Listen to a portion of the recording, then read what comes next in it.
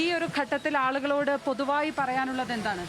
തീർച്ചയായിട്ടും ലോകമെമ്പാടുമുള്ള അനുഭവങ്ങൾ കാണിക്കുന്നത് ദുരന്തം ഉണ്ടായി അതിൽ മരണമടയുന്നതിനേക്കാൾ കൂടുതൽ ആളുകൾ രോഗികളും മരണത്തിലേക്കൊക്കെ നയിക്കുന്നത് ദുരന്തത്തെ തുടർന്നുള്ള ദിവസങ്ങളിലാണ്. പ്രത്യേകിച്ച് ഒരു ദുരന്തത്തിനോടുള്ള ഒരു റെസ്പോൺസ് എന്നുള്ള നിലയിൽ നമ്മൾ ആളുകളെ സംരക്ഷിക്കുകയും രക്ഷിക്കുകയൊക്കെ ചെയ്യും. പക്ഷെ അതിനുശേഷം ആ പ്രദേശങ്ങളിൽ വളരെ വ്യാപകമായിട്ട് പകർച്ചവ്യാധികൾ പിടിപെടാനുള്ള സാധ്യതയുണ്ട്.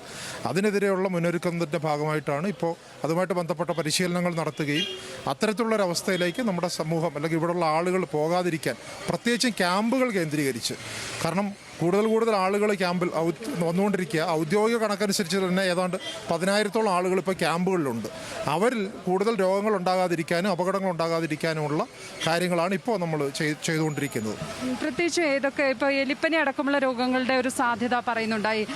എലിപ്പനി അല്ലാതെ എന്തൊക്കെ രോഗങ്ങൾക്കുള്ള ഒരു സാധ്യതയാണ്? എലിപ്പനി വളരെ പ്രധാനപ്പെട്ട ഒരു കൺസേൺ ആണ്. എലിപ്പനി കാരണം ഈ മണ്ണിലൂടെയും ചെളിയിലൂടെയും നടന്നു വരുന്നത് കാരണം കാലിലൂടെ പ്രധാനമായിട്ട് എലിപ്പനിയുടെ അണുജീവികൾ ശരീരത്തിലെത്താനുള്ള സാധ്യതയുണ്ട്. പക്ഷേ എലിപ്പനി മനുഷ്യരിൽ നിന്ന് മനുഷ്യരിലേക്ക് പകരുന്ന ഒരു രോഗമല്ല.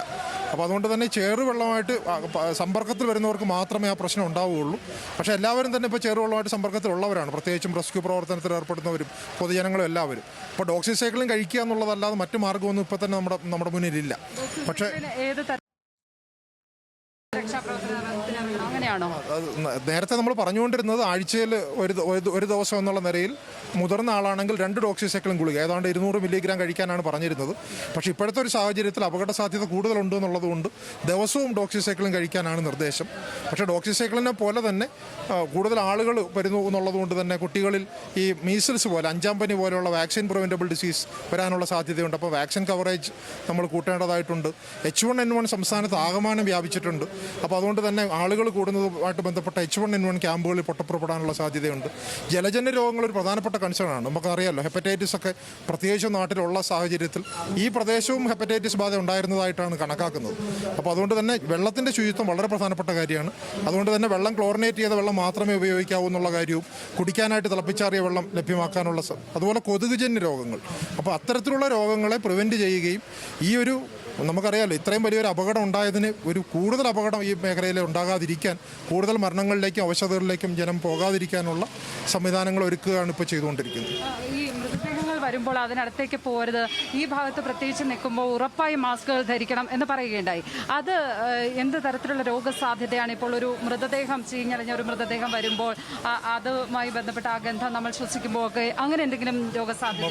മൃതദേഹത്തിൻ്റെ ഗന്ധം ശ്വസിക്കുന്നത് കൊണ്ട് പ്രത്യേകിച്ച് ഒരു ആരോഗ്യ പ്രശ്നം ഉണ്ടാകേണ്ട കാര്യമില്ല.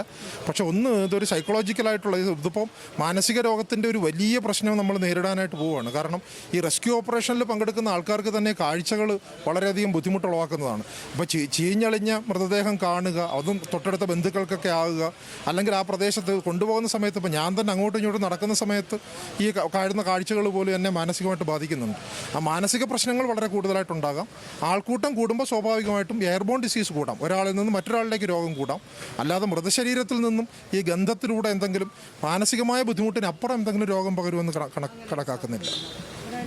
പകർച്ചവ്യാധി സാധ്യതകളാണ് നമുക്ക് മുന്നിലുള്ളത്. ദുരന്ത മേഖലയിൽ എപ്പോഴും നമ്മൾ ശ്രദ്ധിക്കേണ്ടത് അതുതന്നെയാണ്. അതുമായി ബന്ധപ്പെട്ടാണ് ഇപ്പോൾ പൊതുജനാരോഗ്യ വിദഗ്ധർ വിവിധ തരത്തിലുള്ള നിർദ്ദേശങ്ങൾ പങ്കുവയ്ക്കുന്നത്.